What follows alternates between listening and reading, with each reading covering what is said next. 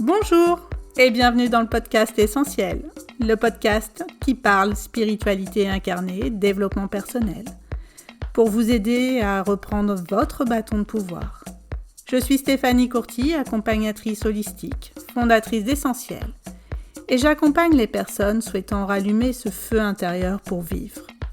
Ici, nous parlons à cœur ouvert.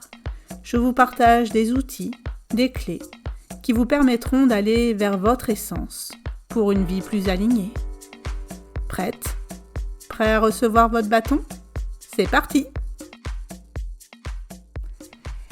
Bonjour, je suis en joie de vous retrouver dans ce nouvel épisode du podcast Essentiel. Je tenais à remercier toutes les personnes qui postent des stories pour promouvoir ce podcast, qui en parlent dans leur newsletter, qui en parlent autour d'elles, qui commentent, qui likent, qui donnent une évaluation sur la plateforme sur laquelle vous écoutez. Ça m'aide énormément à faire connaître ce podcast et à le diffuser au plus grand nombre. J'enregistre ce podcast à mon retour de vacances et le titre du podcast, c'est l'essentiel, où on parle spiritualité incarnée. Et je me suis dit, mais en fait, on n'a pas défini ensemble ce que c'était que la spiritualité. Qu'est-ce que c'est que ce gros mot en fait ?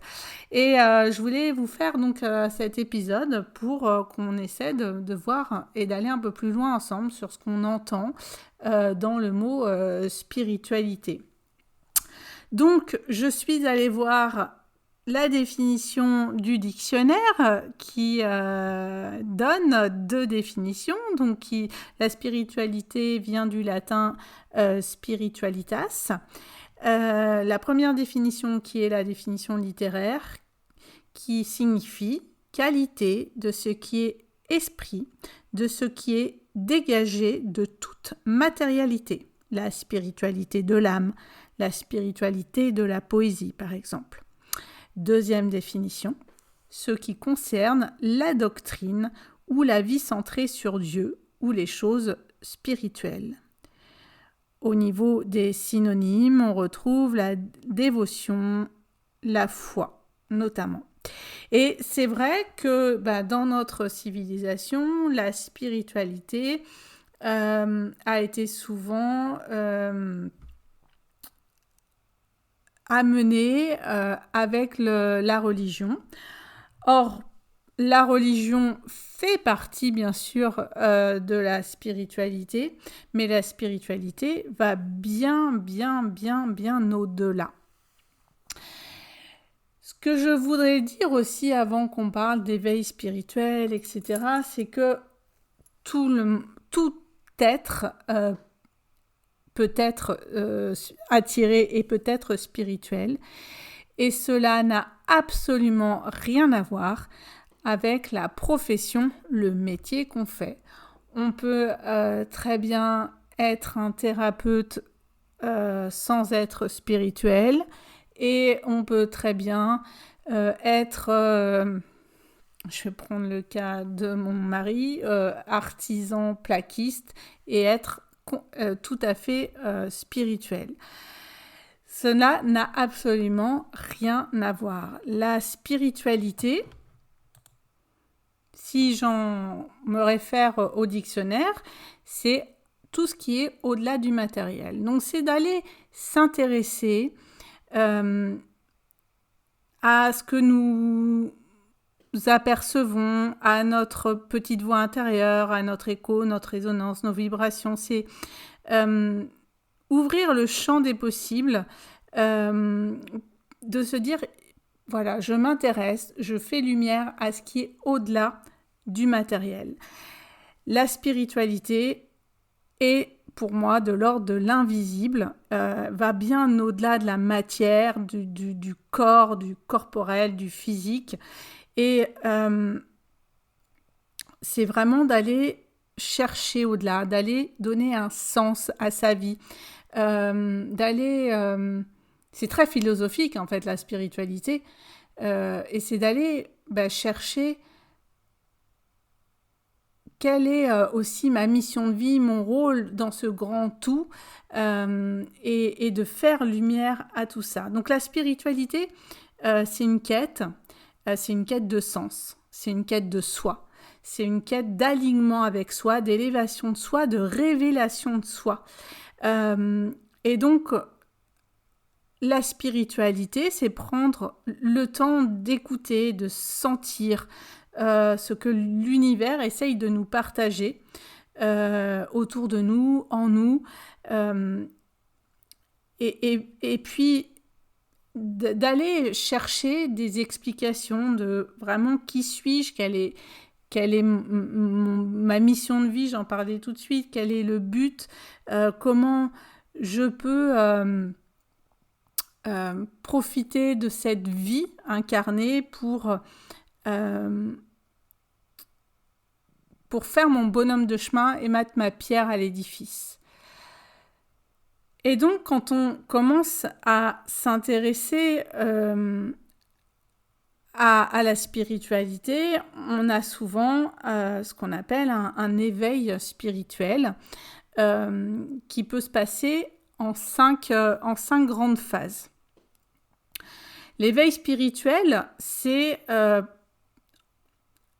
entrer dans un état de conscience où notre perception de la vie, de l'univers, de nous-mêmes se transforme radicalement. On change vraiment, on switch de notre vision du monde, notre vision de la vie, notre vision de l'abondance aussi, par exemple, dans la vie. C'est vrai qu'on peut être dans une phase de vie où l'abondance, c'est avoir une belle maison, des belles vacances, une belle voiture, des belles fringues, et que je change 10 000 fois de fringues, et puis voilà, l'éveil spirituel arrive, et puis tout ça, ça nous paraît complètement désuet, et l'abondance, on va la trouver dans des moments de qualité, des moments avec nos proches, des moments d'amour, etc., etc. Donc si je reprends les signes d'un éveil spirituel, avant de parler des 5 grandes phases, les signes d'un éveil spirituel, on va souvent remettre il va y avoir une remise en question existentielle, un désir de trouver des réponses à des grandes questions sur le sens, le but de notre vie, au-delà de ce qu'on a pu nous inculquer et de ce qui est très conventionnel, ce qu'on a appris depuis tout petit. On va aller réévaluer aussi nos croyances. On va remettre en question des convictions qu'on avait depuis toujours concernant la vie, la mort, la spiritualité, les religions, d'autres sujets essentiels. On va petit à petit avoir notre intuition qui va se développer, qui va se renforcer, avoir des « bah oui, je savais » ou des petits flashs comme ça. On peut aussi avoir une nouvelle conscience du but, c'est-à-dire un sentiment renouvelé de la direction qu'on doit prendre, une nouvelle vocation qui s'amène à nous, comme si on était destiné à accomplir une mission contribuant à d'autres ou au bien-être collectif. Encore là, attention, ça n'a rien à voir avec le métier. On peut très bien avoir amené du bien-être au collectif en étant artisan, en étant serveur, en étant professeur, etc., etc. C'est complètement différent. On va avoir une connexion à la nature qui va s'amplifier, un besoin d'être de plus en plus connecté et en présence à la nature pour trouver paix et harmonie dans la beauté et la tranquillité de la nature. On va avoir besoin de plus en plus de moments de solitude, de moments à se retrouver seul, de moments, ce que j'appelle à faire l'étoile de mer, c'est-à-dire ne rien faire pour ouvrir son énergie yin et puis être dans vraiment le ressenti. On peut avoir une perception qui se transforme de la mort et de comprendre, d'intégrer, d'aller ressentir qu'en fait la mort est une étape naturelle du cycle de la vie et non comme quelque chose à craindre, dont on a peur. Et on peut avoir une soif de sens, de trouver du sens à sa vie, à son existence, au rôle qu'on a dans le monde. Donc tous ces signes-là sont des signes d'un éveil spirituel. Certaines personnes vont aller gratter au-delà, d'autres vont être dans la résistance. Mais je dirais quand on a ces signes de cet éveil-là, quand l'univers nous donne tous ces signes-là, à un moment donné, si on ne les écoute pas, ils nous mettent le coup de pied aux fesses pour y aller, quoi. Parce que on nous attend, on doit œuvrer dans la lumière pour le monde. Je pense que toutes les âmes, en fonction de la maturité d'âme, y a les âmes jeunes, elles n'auront pas d'éveil spirituel. Et donc, dans nos entourages, il y a des personnes, l'éveil spirituel, ils n'iront jamais dessus. Et c'est OK, en fait. Mais vous qui m'écoutez, je pense que vous faites partie des âmes matures, des vieilles âmes, et que l'éveil spirituel est là, déjà là, ou latent vous pousse aux fesses, quelque part, et que vous avez ces signes-là. Sinon, je pense que vous n'écouteriez même pas ce podcast. Et donc, le processus d'éveil spirituel peut être compris à travers 5 grandes étapes qui sont un peu inspirées de l'archétype de la quête du héros qu'a développé Joseph Campbell. Joseph Campbell, c'est un mythologue qui a décrit la quête du héros comme une série d'étapes universelles que traversent les héros dans les mythes, les légendes, étapes qui symbolisent à chaque fois une transformation personnelle profonde. Et chaque étape, au-delà du changement majeur dans la perception de soi et de la compréhension de soi, va aussi être une étape vécue par le héros ou l'héroïne, justement, dans son aventure vers la découverte, l'épreuve, la victoire et le retour transformé. La première phase, c'est l'appel. L'appel commence par un événement marquant ou un profond malaise, burn-out, dépression, ras-le-bol, etc., qui pousse la personne à un moment à se remettre en question et à remettre en question les fondements de sa vie. Donc souvent cet éveil débute par un sentiment diffus que quelque chose doit changer, et qu'il y a un désir d'être vraiment plus authentique et de mettre du sens vraiment à sa vie. Et donc ce moment de révélation est fréquemment accompagné soit de signes, soit de rêves, soit de rencontres importantes qui incitent la personne à trouver du sens profond. Et là, la synchronicité a un rôle capital à ce moment-là.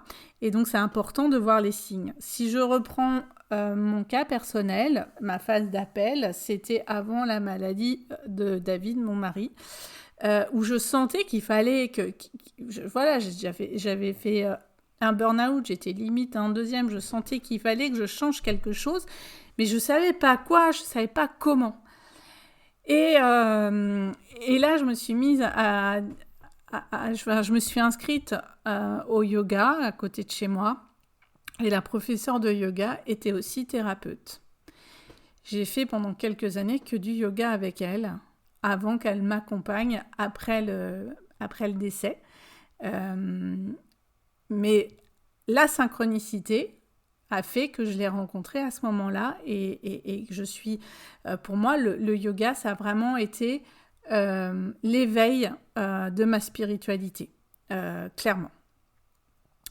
La deuxième phase, c'est la nuit noire de l'âme. Alors, la nuit noire de l'âme, attention, parce qu'aujourd'hui, c'est un terme hyper utilisé dans le monde spirituel. Les gens qui ne vont pas bien du tout, disent « Ah, je suis en nuit noire de l'âme, etc.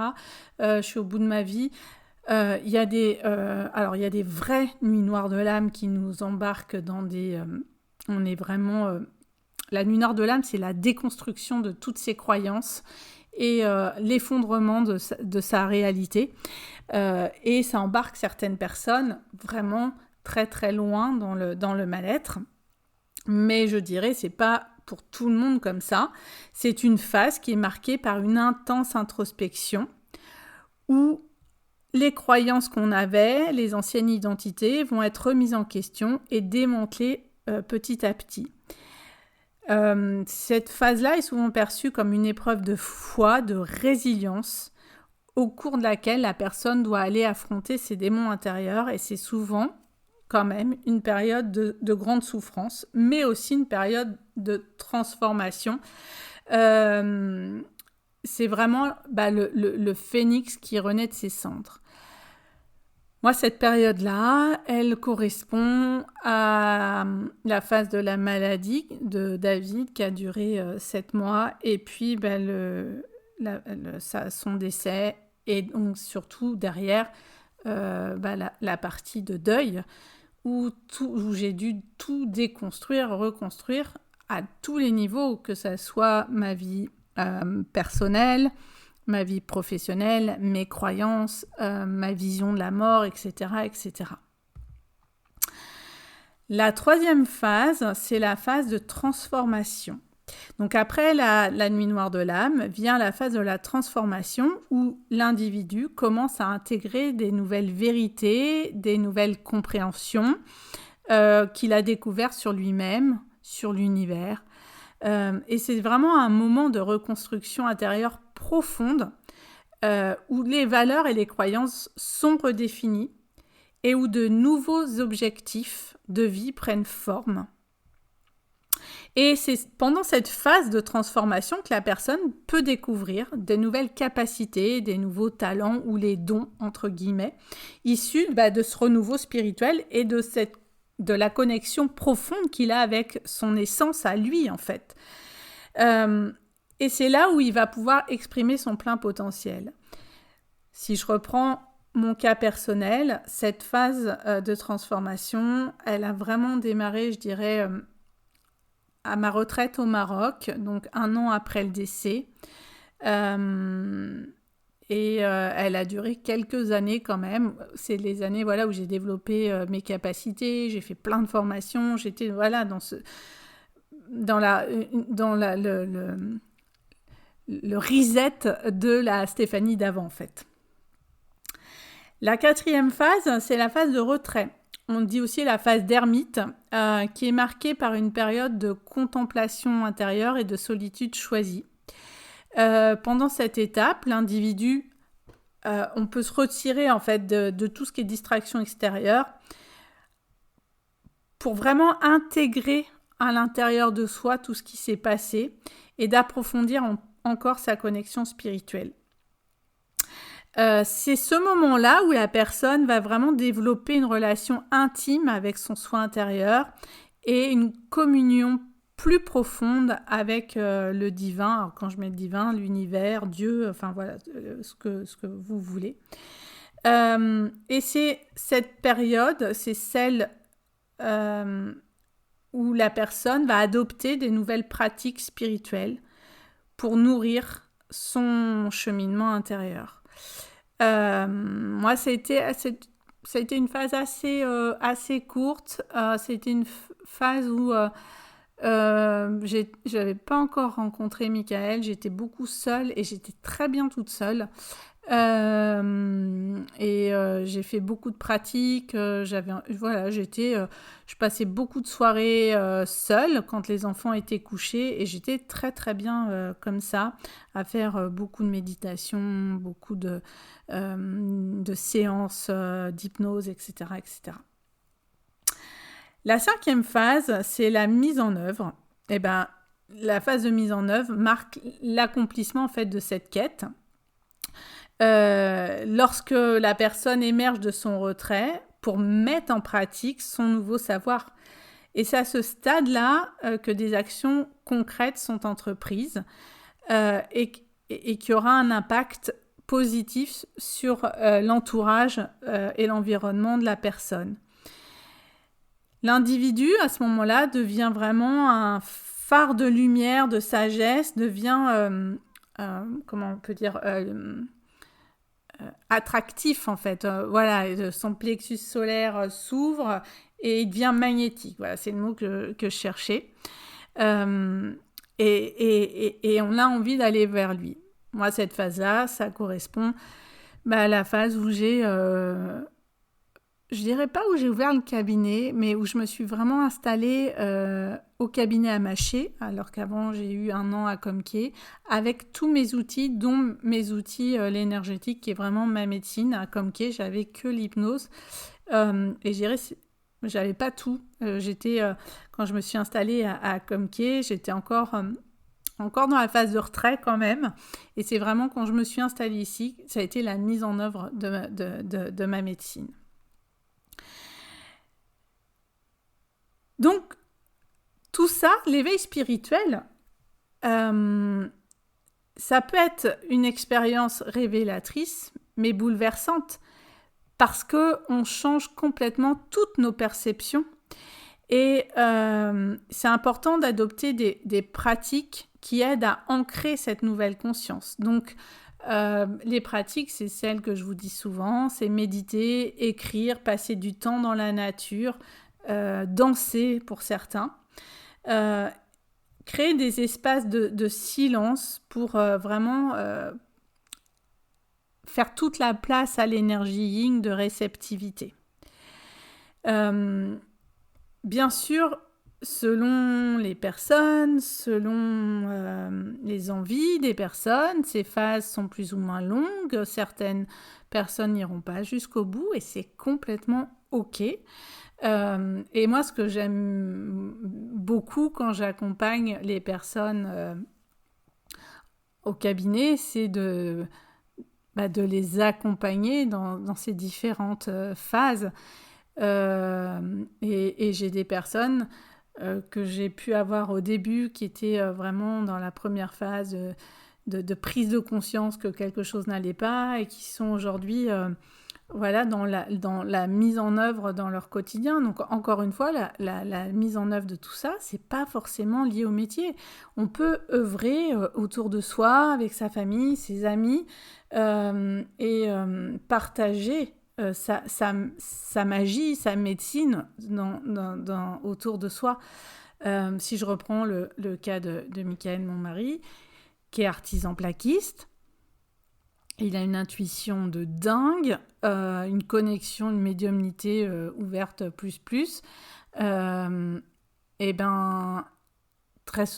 tout le temps, en fait, je lui partage les choses, mes ressentis, en disant tiens, qu'est-ce que tu penses, qu'est-ce que je devrais faire, et il a toujours, il a un chemin de vie 11-2, donc il a toujours les mots justes, la vision juste de vers où je dois aller quand je sais plus, quand je suis perdue, et ça le nourrit de m'aider, et moi heureusement que je l'ai là-dessus.